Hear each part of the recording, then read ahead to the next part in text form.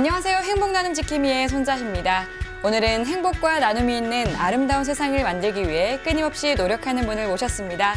한국 뇌병변 장애인 인권협회 변경택 회장님과 함께 이야기 나눠보겠습니다. 회장님 반갑습니다. 예, 반갑습니다. 네, 반갑습니다. 먼저 시청자분들을 위해서 인사 한 말씀 부탁드리겠습니다. 예, 저 한국 뇌병변 장애인 인권협회의 변경택 회장입니다. 무더운 여름이 지나가고 있습니다. 그리고 밤낮 서늘한 바람이 불고 있는데요. 다들 건강히 유의하시고 이 가을을 맞이하여 좋은 결실을 맺어가는 그런 성과가 있으면 좋겠습니다. 예, 감사합니다. 네, 따뜻한 말씀 해주셨는데요. 그렇다면은 한국 장애인 뇌병변 장애인 인권협회가 어떤 곳인지 궁금해지는데 이 한국 뇌병변 장애인 인권협회에 대해서 소개 말씀 부탁드리겠습니다. 예. 네. 1993년도에 네. 우리 뇌성마비 장애인 청년들이 모인 뇌성마비 연구의 바람이라고 있었습니다. 바람이요? 예, 네. 그 바람이 시작이 되어서 2000년도에는 네. 그 바람이 한국 뇌성마비 연합회로 그렇게 결성이 됩니다. 네. 되고 나서 그렇게 활동하다가 2003년도에 한국 뇌성마비 장애인 부모회와 같이 결합을 하면서 지금까지 사단법인 한국 뇌병변 장애인 인권협회로 결성이 되어서 지금까지 일하고 있습니다. 예. 그리고 네. 뇌성마비 장애인들이 이 사회에서 네. 차별받고 배제받지 않게 하기 위하여 네. 저희들이 사회적 환경도 마련하고 그렇게 뇌병변 장애인들의 맞춤형 그런 서비스 정책을 정부에 요구하는 단체라고 생각하시면 될 것 같습니다. 네. 예. 그러니까 그 청년 단체에서부터 시작을 해서 또 나중에는 그 부모 단체까지 이제 합해진 그런 다양한 단체들이 함께 하고 있는 그런 단체라고 볼 수가 있겠네요. 예, 그렇게 뇌병변 장애인들이 다 모였다. 그렇죠. 네, 그렇게 볼 수 있겠습니다. 그렇다면은 이 뇌병변 장애인의 자립 생활을 위해서 또 노력을 하고 있다고 말씀을 해주셨는데요. 자립 생활을 위해서 필요한 것들은 어떤 것들이 있나요? 예, 좀 몇 가지 있다고 생각이 드는데요. 네. 그 중에서 가장 중요한 것이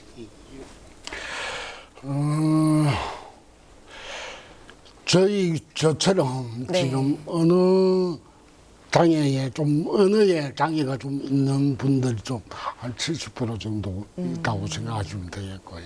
그래서 이 언어 장애가 있다 보니까 네. 좀 사회적 관계에 있어서 좀 문제가 좀 심각한 경우가 있습니다. 그래서 어떤 경우가 있나요? 예를 들면 예를 들어서 내가 뭔가를 표현하고 싶을 때 네. 표현하지 못하고 그리고 상대방하고 대화를 하고 싶은데 대화를 하지 못한다든지 특히 문제는 병원에 갔을 때 내가 어디에 뭐가 아프다는 걸 정확하게 전달해야 되는데 그쵸. 그렇게 전달하지 못하는 경우가 있습니다. 그래서 저희들은 네. 그러한 권리 쉽게 말씀드려가지고 의사소통 권리가 보장되어야 된다고 생각을 합니다. 예. 그리고 2008년 이후에 네. 이전에 2008년 이전에는 장애인 지원 활동 지원이 없었습니다. 없어가지고 우리 중증 장애인들이 거의 시설이나 시설에 맡겨지거나 보내졌죠. 그래서 지금은 네. 이제 인권적 측면에서 네. 우리 시설에 보내진 장애인들을 탈시설화하는 게 좀 주목적이지 않나 싶습니다. 예. 그래서 자기 결정권이나 네. 자기 선택권이 좀 주어졌으면 하는 그게 가장 필요하다고 생각을 합니다. 네. 그리고 이 몸이 불편하고 중증 중복 장애인이라 되다 보니까 교육권에서도 좀 많이 밀려나고 있습니다. 그래서 좀 평생교육을 확보한, 그래서 그 평생교육의 기회를 제공받는 그런 학습권이 보장되었으면 하고요. 네. 예. 그다음에 상당히 좀 어려운 이야기인데 예. 우리 중증 내병변 장애인들이 특히 취약한 부분이 노동권입니다. 경제적 자립이죠. 네. 예. 그 경제적 자립 위해서 개별 노동권 보장이 정말 필요하다는 생각이 듭니다. 네. 그리고 마지막으로 네.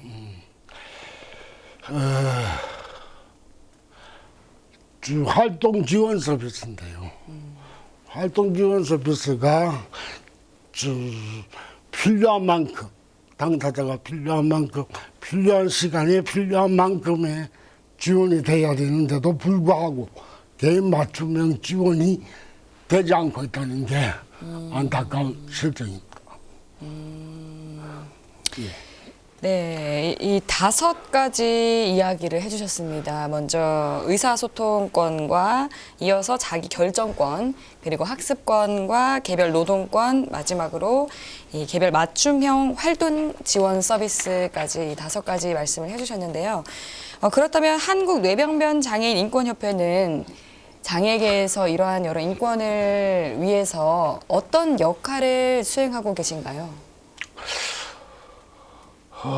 대부분 장애 유형별 네. 단체들도 네. 역시 어떤 나름대로의 자기의 색채를 가지고 운동을 해 나가고 있죠. 네. 예, 여러 가지로 보면은 지금 현재 하고 있는 거 보면은 장애인 차별 철폐 운동이라든지 네. 내지는 장애인 등급제 완전 폐지 그렇죠. 뭐 이런 거. 예. 예. 그리고 저 건강권, 장애인 건강권. 예. 그리고 활동 지원 서비스 제도 개선 뭐 네. 이런 쪽으로 많이들 하고 있습니다. 지금. 근데 특히 이제 저희 내병별 장애인들 저희 단체는 내병별 장애인들의 권리를 좀 보장하고 그리고 권리를 대변하는 네. 그런 역할을 하고 있다고 생각을 합니다. 그래서 네. 일상적으로 우리 보통 시민과 함께 그렇게 살아갈 수 있는 사회적 환경을 만들어 나가고자 노력하는 단체라고 그리고 그런 역할을 하고 있다고 생각하시면 될 것 같습니다. 네. 그래서 이 협회의 명칭도 그 뇌병변 장애인 인권 협회라고 예, 그렇죠. 그 인권이 꼭 필요한 단어였네요. 예, 그렇습니다. 네. 그런데 그렇다면은 이 지금 한국 뇌병변 장애인 인권 협회에서 진행 중인 사업에는 어떤 것들이 있는지 좀 구체적으로 설명을 해주실 수 있을까요? 예, 한 4-5가지 정도가 있는데 네, 이제 크게 봤을 때 4-5가지 제가 정도로. 크게 네. 이게 뭐 잔잔한 거다 이렇게 좀 예. 제외하고 네. 크게 보면은 그 중에 하나가 가장 큰 게 아까 지금 말씀드린 대로 네.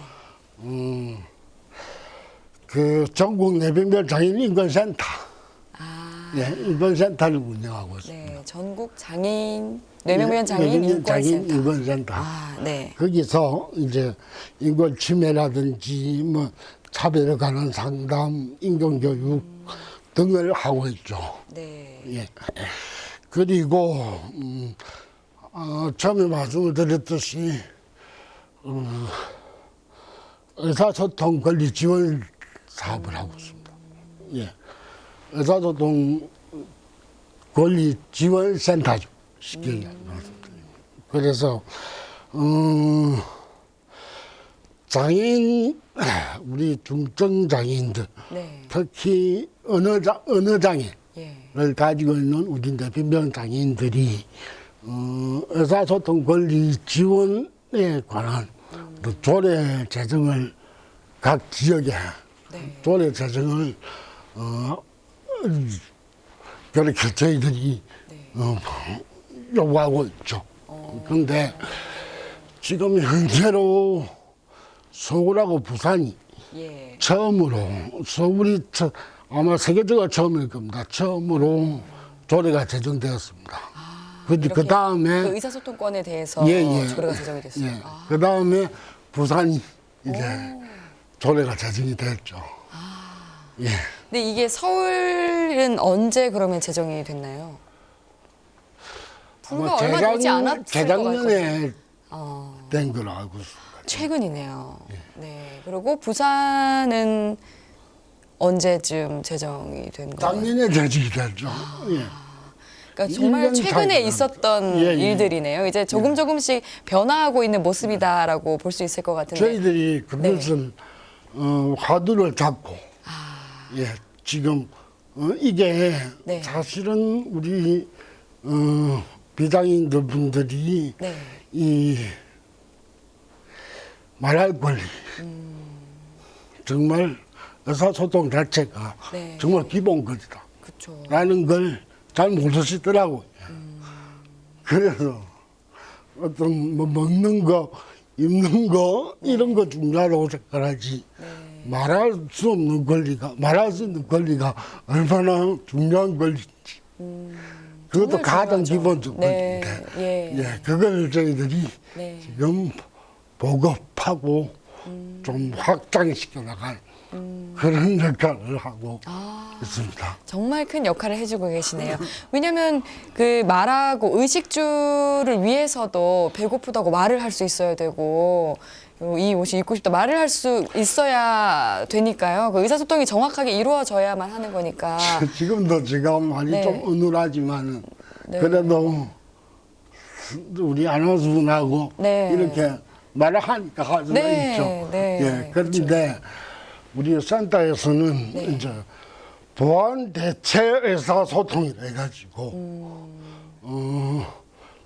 우리 말하는 대신에 네. 예를 들어서 컴퓨터를 이용해 가지고 말을 전달한다든지 네, 내지는 우리 왜 카톡 쓰고 있죠, 그죠? 그렇죠. 그것도 일종의 보안 대체 의사소통이죠. 의사소통으로 예. 들어가죠. 메시지라든지 네네네네. 이런 것들이. 예, 그래서 이제 아. 그런 어떤 저 작업도 개인별로 우리가 그 맞춤형으로 서비스를 그렇게 하고 있습니다. 아, 그렇다면 그런 의사소통을 위한 교육도 진행을 하고 예, 계시나요? 예, 그렇죠. 그럼 교육도 진행하고 계시고 그러면 그 전국 뇌병변 장애인 인권센터와 또 더불어서 의사소통 권리 지원센터 그리고 이어서는 또 어떤 사업을 진행하고 그 계시나요? 다음에는 네. 그 아까지도 말씀드렸지만 그 노동권, 저 장애인 직업 재활 쪽입니다. 장애인 직업 재활 쪽인데 네. 장애인 직업 재활이 우리 중증 장애인들이 참 특히 뇌병변 장애인들이 취직하기가 너무 힘듭니다. 고용 쪽도 힘들고 네. 뭐 그래서 좀 어떤 고용할 수 있는 그런 회사를 찾아가 가지고 그 고용할 수 있는 회사가 있는가라는 것도 연계도 하고 예. 그런 작업을 하고 있죠. 그래서 노동에 대한 권리 확보 대해서도 힘쓰고 있습니다. 그리고 이제 제가 특히 말씀을 좀 더 드리고 싶은 것은 네. 문화 스포츠 쪽인데요. 네네. 특히 스포츠 쪽입니다. 저희들이 하고 있는 게 세 가지가 있는데, 한 가지가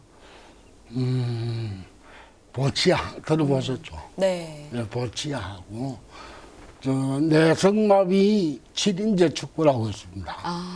예, 7인제 축구 했는데 그분들은 그래도 좀 뛸 수 있고 걸을 수 있는 그런 조금의 경증장애인들의 주축이라면 네. 이제 또 하나가 있습니다. 뭐가 하나 있는가 하면 네. 전동휠체어 축구라고 있습니다. 전동휠체어 축구가 있는데 그 전동휠체어 축구는 말 그대로 전동 휠체어를 사용하는 사람들이 모여서 경기하는, 정말 중증장애인들이 모여서 경기할 수 있는 그런 경기라고 생각을 하면 되겠습니다. 예. 네. 보통 우리 보치아나 어떤 진저 축구에 대해서는 네. 좀 흔히들 잘 알고 계신데 네. 이 전동 휠체어 축구에 대해서는 생소한 게 좀 많죠. 예. 예. 실은 제가 12년 전이네요, 벌써. 12년 전에 일본에서 전동 휠체어를 타고 축구하는 걸 봤어요. 보고, 야, 저거다. 저게 중증장애인들에게 가장 필요한 스포츠다. 라고 해서 일본 팀을 초청을 했습니다. 해가지고, 예. 그렇게 해가지고 처음으로 소개를 시켜줬죠. 네. 그래서 제가, 야, 이거는 정말 중증장애인들이 다이나믹하고 스피드하게 경기할 수 있는 내용이다.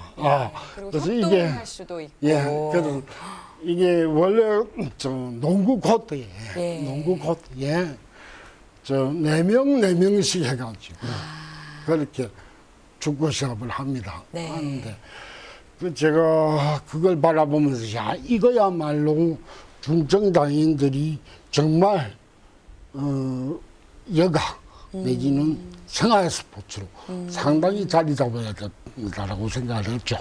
근데 알고 보니까 이게 세계대회도 있고 이게 1년마다 한 번씩 세계대회도 열리고 호주에서 막 열리고 이렇게 지금 각 나라에서는 아주 활성화되어 있더라고요. 네. 그래서 저희들도 지금은 매년 네. 저 전국 대회를 개최를 하고 있습니다. 네. 올해는 언제 열리나요? 올해는 9월 중순에 하고 예. 그래서 1박 2일로 잡혀 있습니다. 올해는 그래서 제가 이제 부산에서만 계속 하다가 네. 이거를 전국적으로 좀 활성화 시켜내야 되겠다 싶어서 네. 올해는 인천에서 했으면 좋겠다라는 생각이 들어서 인천에서 개최할 것 같아요. 예, 그렇구나. 그렇습니다. 그럼 누구나 참여할 수 있는 건가요? 예. 이거는 네. 유형면이 필요한 게 아니라 네. 전동 휠체어를 타고 네. 전동 휠체어를 가진 사람들이 아. 사용할 수 있는 그런 운동입니다. 그러니까 이제 한국으로 들여온 그 도입하신 것이 회장님께서 예. 직접 들여오신 거군요. 근데 그 전에 네. 제가 근데 그 전에도 몇 군데 이길 있었다라고는 말은 들었는데 네. 제가 처음으로 제가 가가지고 이때까지 계속 이제 유지해 온 게 네. 지금 제가 계속 유지해 온 거라고 네. 생각을 하면 됩니다. 네. 그럼 올해가 몇 회째인가요? 6회째죠. 6회째. 앞으로도 이제 계속해서 100회째 예, 계속되면 그렇게 됐으면 좋겠습니다. 좋겠어요. 그리고 그래가지고. 그 세계대회도 있다고 하셨는데 세계대회도 언젠가는 한국에서도 한번 열리면 참 제가 그게 꿈입니다. 네, 생각이 듭니다. 네. 예, 그렇죠. 네, 맞습니다. 그리고 이렇게 많은 사업 사업들, 진행 중인 많은 사업들에 대해서 말씀을 해주셨는데요. 그럼 이 성과에 대해서도 좀 말씀을 해주실 수가 있으신가요? 뭐 여러 가지 성과가 있죠. 예. 예, 있는데 네. 좀 그 중에서 자랑을 좀 하라면 네. 자랑 좀 해주세요. 예, 자랑을 좀 하라면 제가 서두에 말씀드린 것처럼 네. 그 의사소통 권리 예. 예, 정말 그거를 처음으로 우리가 화두를 잡고 이렇게 우리나라에 네. 그리고 정말 어느 장애를 가지신 분들을 정말 사회적 관계를 네. 좀 더 원활하게 그리고 일반 우리 저 시민들과 네. 그래도 자기 소통할 수 있는 그런 사회적 환경을 만들어 나갈 수 있는 그런 디딤돌을 가지고 있다. 네. 라는 게 상당히 좀 저희들로서는 성과라고 생각을 하고 있고요. 네, 그 언어 장애가 있는 분들한테는 정말 든든한 그런 일이 아닐까 싶어요. 제가 하면서도 그런 생각이 듭니다. 네, 그럴 것 그래서 같아요. 네. 사실은 오늘도 예. 실은 제가 오늘도 저도 지금 말하는 게 조금 어눌합니다. 실은 네. 보통 비장애인들에 비해서 네. 온몸으로 말을 해야 되다 보니까. 네. 근데 이제 저도 실은 요 질문지를 갖고 답을 제가 보완대책 의사소통으로 어떻게 좀 정리를 해가지고 한번 들려드릴까 그 생각도 해봤습니다.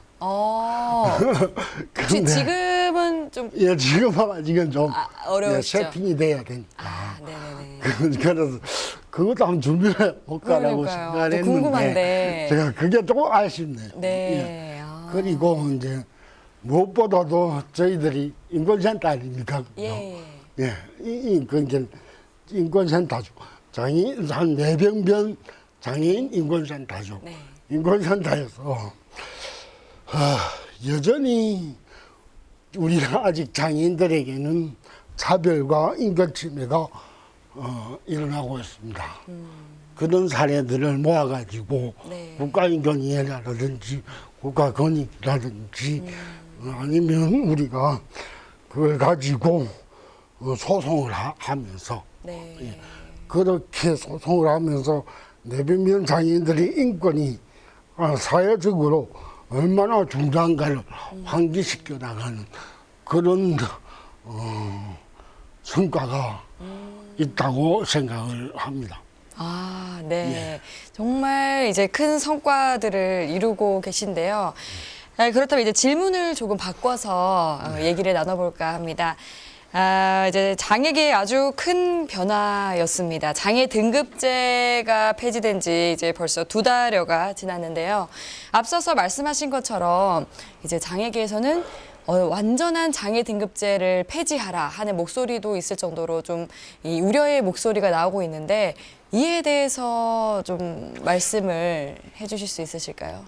오히려 좀 심각한 문제인데요. 지금 현재 우리 쪽에 봐서 네. 이 장애인 등급제 폐지를 가짜 폐지라고 지금 하고 있는 네. 이야기가 들립니다. 네. 왜냐하면 네. 왜 그런 이야기가 예, 나올까요? 왜 그렇게 이야기를 하고 있는가 하면 네. 등급을 바꿔줬다는 말은 등급을 바꿨다는 말은 네.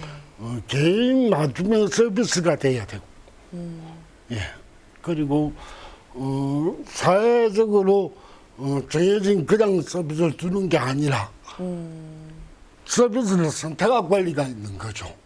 예. 그런데도 아직 여전히 네. 기존의 서비스 그리고 아주 열악한 예산 그래서 예산이 따라가지 못하는 정책 이다 보니까 성급한 어떤 장애 정책을 펴고있지 않나. 그래서 앞으로 이게 예산이 수반된 예산 이게 서비스가 되려면 네. 예산이 충분히 수반돼야 되는데 예. 수반되지 못하는 그 점에 있어서 가짜 폐지라고 이야기를 하고 있습니다. 예, 그래서 활동 지원 서비스, 활동 지원 서비스에서도 그 예산이 부족하다 보니까 필요한 만큼의 필요한 시간을 맞춤형으로 제공하지 못한 그런 현상이 생겨나가고 모든 서비스가 그렇게 가지 않을까라는 우려가 있습니다. 네. 그렇다면 뇌병변 장애계에서는 어떻게 보시나요? 이게 꼭 뇌병변 장애 문제는 아닌데요. 네, 그죠? 네. 이게 모든 장애 영역의 문제인데 특히 우리 중증장애인, 뇌병변 중증장애인들에게 네. 활동 지원 시간이라는 게 엄청 중요하죠. 삶과 직결되는 시간들이죠. 예. 네, 그런데도 그런 서비스 제도가 예산에 의해서 깎여나가고 네. 그렇게 하다 보니까 우리 뇌병변 중증 장애인들에게는 상당히 심각한 타격이 올 수가 있죠. 예, 그래서 이거는 뭐 저희 단체가 뭐 혼자서 이렇게 해결할 문제는 아닌 것 같고요. 네.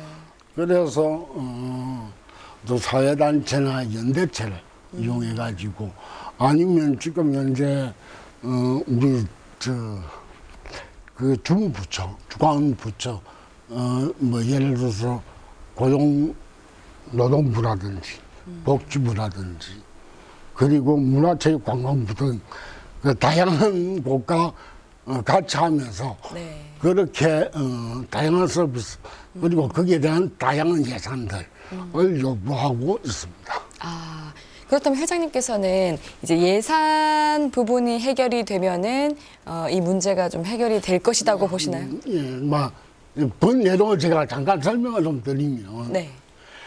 우리 지금 장애 예산이 OECD에서 거의 공짜 수준입니다. 지금 우리 예산이 사실은 OECD 수준은 수준으로 치더라도 저희들 예산이 마이너스 수준이거든요. 실은 그 마이너스 수준을 저희들 덜 하려 소리가 아니라 네. 그래도 좀 사람답게 살 수 있는 네. 일반적인 평균적인 수준으로까지 올려달라는 거지 뭐 더 잘 살게 해달라 뭐 그런 요구는 아닌 거죠. 네. 예. 그래서 저희들 요구는 아주 생존권 요구고 기본적 요구라고 생각을 합니다. 네. 네, 그렇다면 이제 많은 뇌병변 장애인들의 사회 참여를 막는 문제들은 어떤 것들이 있을까요? 두 가지 정도가 있는 것 같은데 한 가지는 정부 쪽에서 바라보면 이런 장애 쪽의 지원을 개별 맞춤형 지원을 처음이다 되다 보니까 네. 이때까지는 소외 계층으로 해서 뭉뚱거리가 지원했죠. 네. 근데 이게 개별 맞춤형 지원으로 하다 보니까 그런 정책이 아직 익숙하지가 않죠. 예, 그러다 보니까 그런 부분들이 원활하지가 않습니다. 예, 그런 문제들이 좀 가로막는 문제가 있고, 네. 그다음에 더 큰 문제는 네. 아직까지도 중증 장애인에 대한 인식 문제인 것 같아요. 특히 우리 중증 뇌병변 장애인 쪽에서는 네. 몸과 말과 이런 것들 은우라고 상당히 힘들어 보이다 보니까 네. 어떤 저 사람이 나와서 지역사회에서 살 수 있을까? 저 사람이 할 수 있을까? 편견이죠. 네, 그죠? 정말 저게 가능할까? 그래서 어떤 배려적 편견이 좀 예. 있다는 거 보이죠. 네. 그리고 그게 일종의 배제의 원리죠. 내가 도와줘야 될 사람.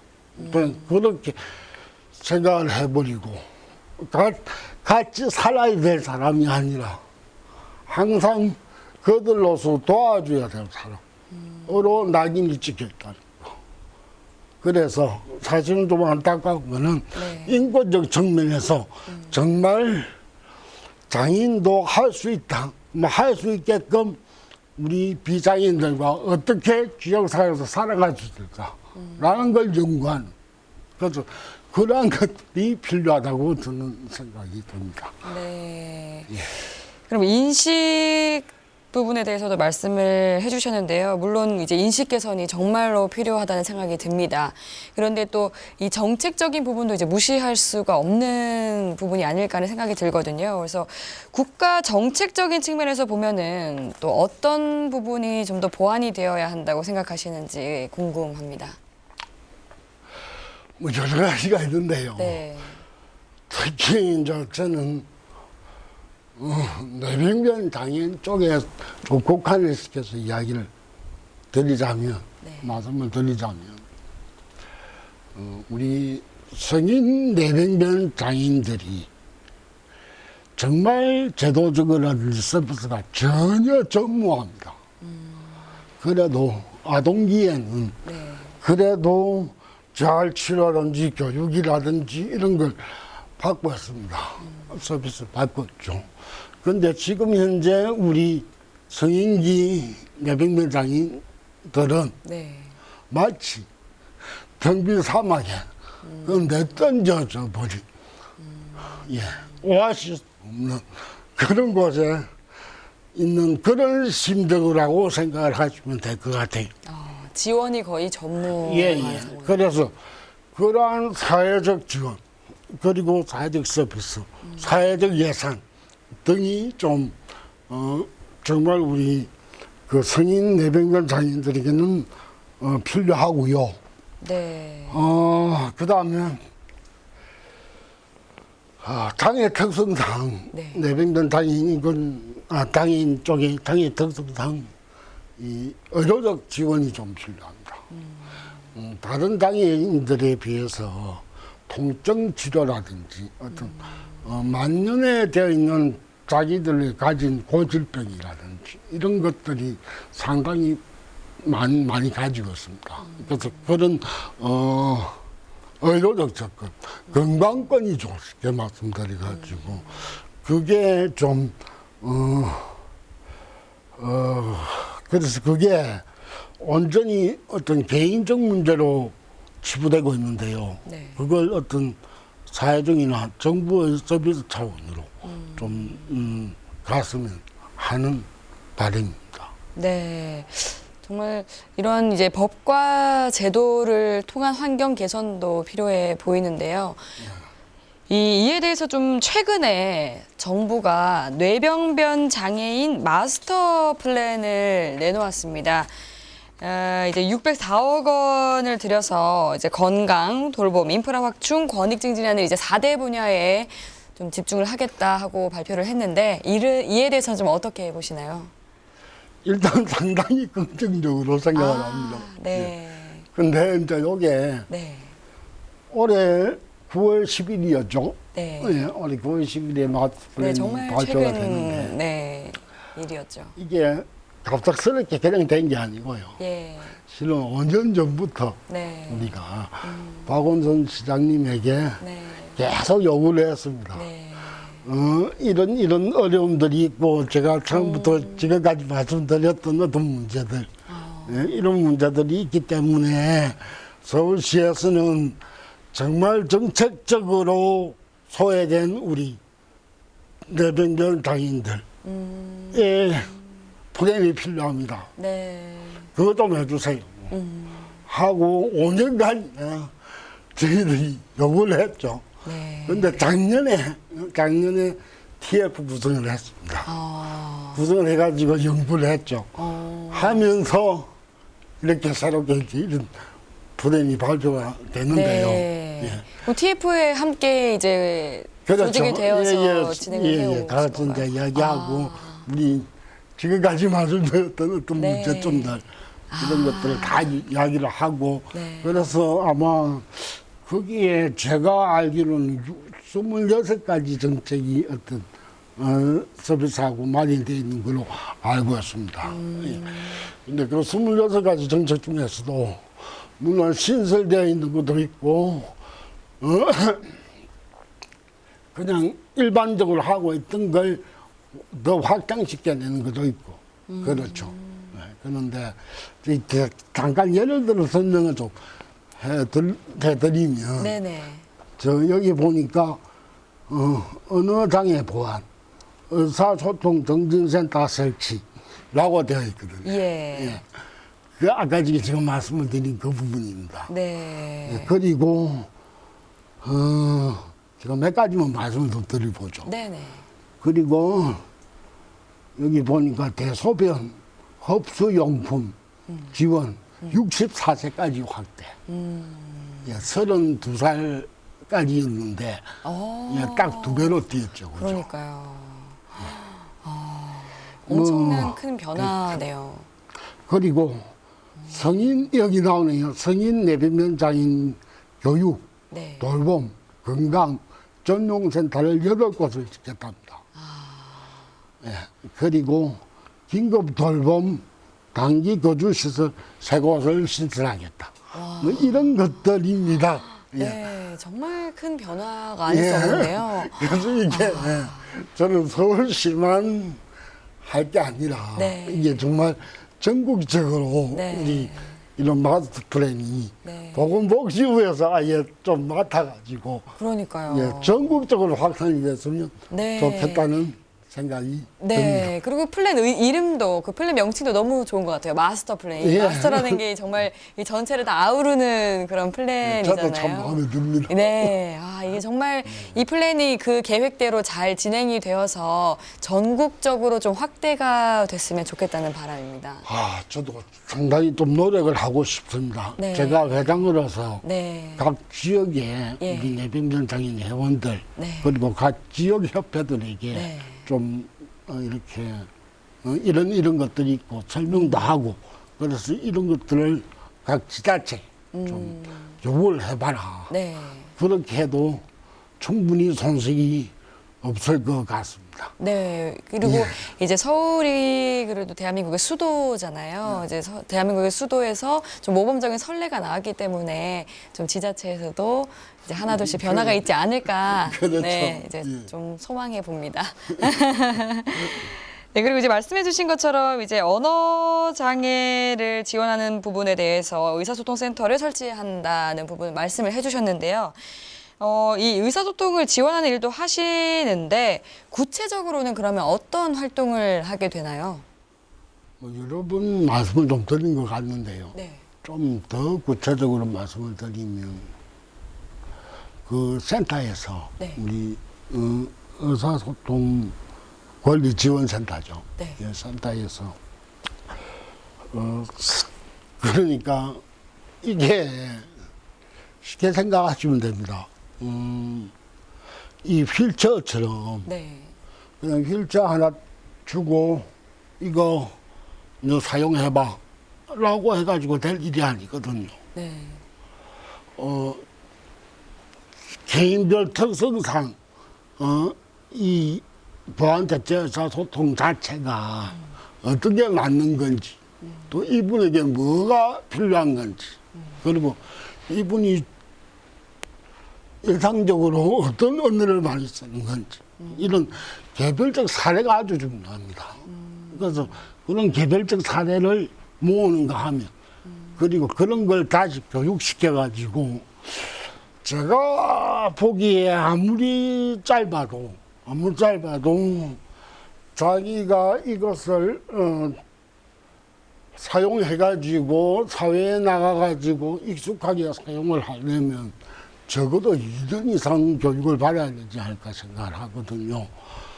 그런 교육이라든지 개별 사례 모음이라든지 이런 걸 센터에서 하고 있습니다. 그리고 우리 장애인들의 의사소통을 원활하게 좀 하기 위해서 지금 뭐가 있는가 하면 한국보안대체의사소통학회라고 있습니다. 예, 학회라고 있고, 그리고 국제보안대체의사소통학회라고도 있습니다. 예, 그러나 두 학회를 통해 가지고 저희들이 다양한 그런 협력을 구하고 있습니다. 네. 그리고 이제 의사소통 부분과 함께 앞서서 인식에 대해서도 말씀을 해주셨는데요. 이제 뇌병변 장애인에 대한 국민들의 인식과 관심이 좀 부족한 것이 사실인 것 같습니다. 네, 이 부분에 대해서는 좀 이 국민의 어떤 노력이 저는 필요할까요? 뇌병변 장애인으로 해서 특별한 게 아닙니다. 네. 그냥 정말 네. 보통 시민이죠. 그냥 보통 이웃입니다. 네. 그래서 저는 다른 인식보다도 누구나 인간에게 살 권리가 있죠. 예. 그래서 다른 게 필요한 게 아니라 당인이라고 특별하게 뭐 어떻게 잘해주고 뭐 어떻게 이런 게 아니라 정말 인간으로서 이 기본적 권리를 네. 그냥 보통 사람처럼 그렇게 인정할 수 있는 그런 인식만 가지고 있으면 충분히 해결되리라고 생각을 합니다. 네. 네, 이제 앞서서 그 국민들의 인식에 대해서 별다른 노력이 필요한 게 아니라 그냥 같은 사람이다. 네. 네, 그런 마음만 있으면 된다. 이런 말씀을 해주셨는데요. 네, 그렇다면 변경택 회장님께서 생각하시는 한국 뇌병변 장애인 인권협회의 가치는 무엇인가요?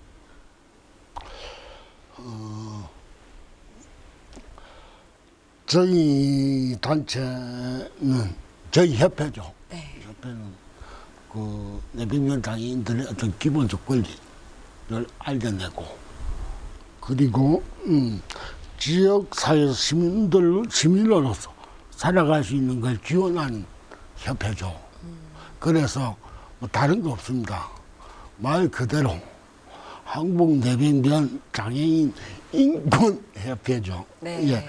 그래서 인권을 네. 최고의 가치로 두고 있다고 생각하시면 될 것 같습니다. 네, 인권이 가장 중요한 가치다는 말씀을 해주셨는데요. 그렇다면 이제 앞으로는 어떤 계획과 목표가 있으신지 궁금합니다. 사회적으로 우리 뇌병변 장애인들이 정책적으로 소외되어 있는 부분은 분명합니다.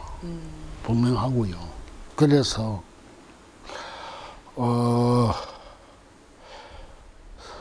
국가적으로 좀 종합적 지원 대책. 저번에 요 전에 뭐 말씀드린 것처럼 네. 정말 마스터 플랜 이 전국적으로 확산되어 가지고 네. 정말 소외받지 않는 정책적 소외도 받지 않는 그런 우리 회원이 되었으면 좋겠고요. 네. 그리고 저희 단체는 반드시 그런 서비스와 정책을 만들어가는 그런 우리 한국뇌병변장애인 인권협회가 되었으면 좋겠습니다. 네. 네, 그럼 이제 마지막으로 시청자 여러분께 한 말씀 부탁드리도록 하겠습니다. 삶이라는 게 네. 삶이라는 게 원래 녹록지 않는 현실이죠. 그런데 그 삶 앞에서 그래도 당당하게 살아가는 주민들로서의 시민으로서의 마음을 가졌으면 좋겠습니다. 그리고 나와 다르기 때문에 차별하는 것이 아니라 나와 다르기 때문에 배제하는 것이 아니라 나와 다르다는 걸 인정하는 그런 더불어 사는 사회가 되었으면 합니다. 이 짧은 소견 이때까지 들어주셔서 고맙습니다. 그리고 알찬 가을 되시기 바랍니다. 고맙습니다. 네, 좋은 말씀 감사합니다. 예, 감사합니다. 네, 지금까지 한국뇌병변장애인인권협회 변경택 회장님과 함께 이야기 나눴습니다. 행복 나눔 지킴이 오늘은 여기까지입니다. 시청해주신 여러분 고맙습니다.